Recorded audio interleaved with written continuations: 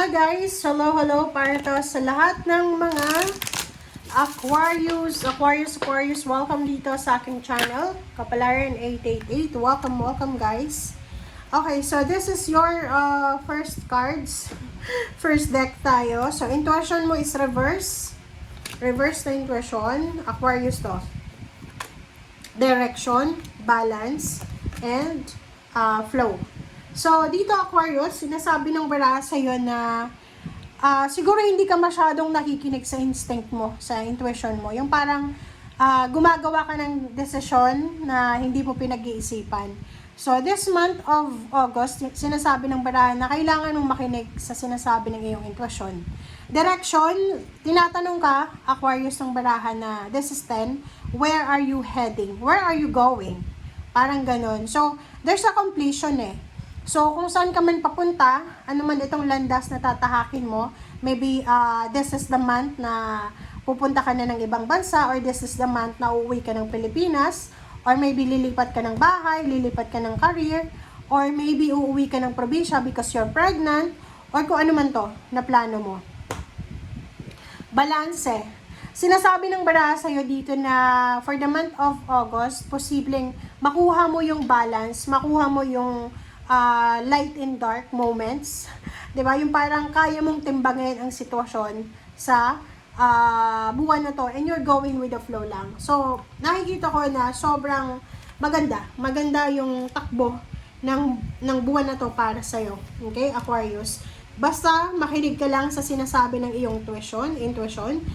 Sumunod lang tayo sa flow of life. So, wag tayong masyadong kumontra. 'Di ba? Kasi wala naman tayo ditong parang karapatan sa mundo para kontrahin kung anong nangyayari sa mundo. Okay? Wala tayong control eh. Bisita lang tayo dito eh.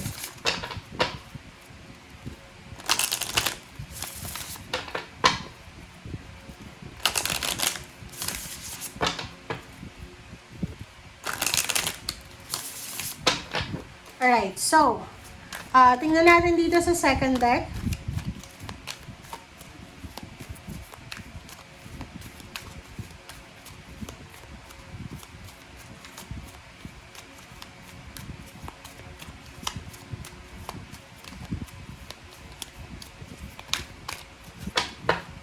Okay, second deck is opening to love. So, if you are married, sinasabi ng baraha sa'yo na posibleng baka masyado na tayong stiff, yung parang panatag na tayo sa relationship na hindi natin masyadong napapansin na yung relationship natin is kailangan pala ng kailangan din pala ng attention, parang ganon.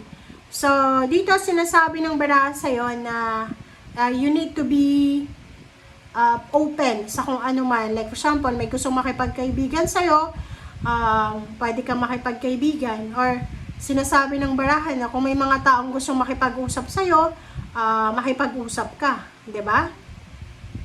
Or yung open to love na to, sinasabi na wag nating masyadong ilimit yung sarili natin na maging alone lang tayo, or parang sinasabi na just open your heart sa mga bagay-bagay, sa mga possibilities na posibleng dumating sa buhay mo, especially love life. Okay.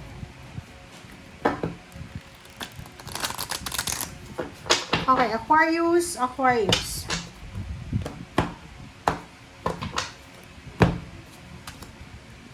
Ace of Wands and Eight of Wands. So, this is fire sign. Leo, Aries, Sagittarius. Sinasabi ng baraha na isang exciting na balita, good news, ang posibleng matatanggap mo. So, this is fiery, this is exciting, this is parang masaya. Okay? So, comment down below if you are resonated. Kasi, posibleng may ini-expect ka na mensahe or balita sa buwan na to. The Devil and then High Priestess. Makinig tayo sa sinasabi ng ating intuition. Kasi, sinasabi dito na if hindi ka makinig, posibleng ikaw ay madala sa temptation or sa anumang klaseng tukso. Relationship, money, or kano pa man. Okay, King of Wands and Page of Cups. Nakikita ko dito yung mayroon ditong Aquarius na posibleng makatagpo ng asawa or karelasyon sa loob ng trabaho, or posibleng isang karelasyon or isang kapamilya, kadugo ang posibleng parang magre-recommenda sa'yo sa isang trabaho or sa isang company. Okay, King of Swords and Seven of Cups. Sinasabi ng bala sa'yo dito na meron kang direksyon, parang ganito lang, okay, direction. Meron kang direksyon na gustong tahakin. Ito yung pinagpe-pray mo, minamanifest mo, and sinasabi ng bala sa'yo dito na huwag kang magsisettle sa bagay, sitwasyon, pagkakataon, love life, trabaho, negosyo na hindi para sa'yo. So, you have choices, you have decision making, you have free will, huwag kang magmamadali. Nine of Cups and Five of Swords.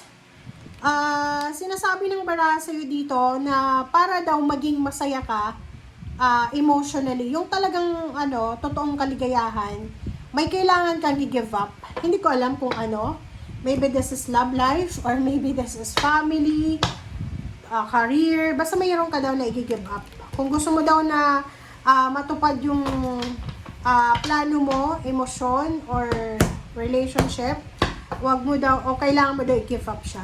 Okay, hindi ko alam kung ano. Okay, so dito sinasabi ng barahan na isang exciting na balita about travel. So, pwedeng dumating na yung visa, pwedeng dumating na yung kontrata, or pwedeng handang-handa ka na para sa pag-abroad mo, or sa paglipat mo ng tirahan, or ng trabaho. High Priestess and the Devil. Mag-iingat tayo kasi this month of August, this is ghost month eh. So, maraming insensitive na tao, insensitive na tao. So, mag-iingat ka kasi mabilis makahanap ng kaaway, ng kadiskusyon, kasi sobrang ma-pride na yung mga tao ngayon, so umiwas ka sa tukso ng pakikipag-away.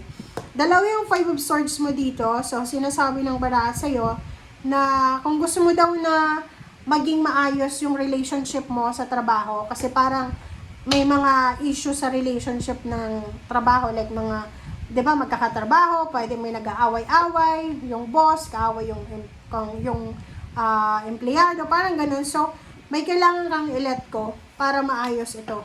Okay? Seven of Swords, mag-iingat ka.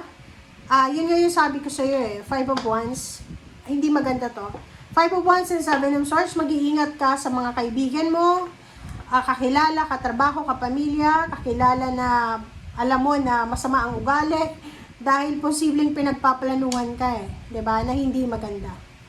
And last card natin is Four of Cups. So, sinasabi ng bara sa'yo dito na ang pinaka-importante mong gagawin in order for you to fulfill your emotional success ay kailangan mong maging mabait, maging kalmado, maging mapasensya. Yun lang. Kasi pag masyado tayong matapang, suplada, suplado, talagang marami tayong makakaaway. Okay? Thank you guys. Bye!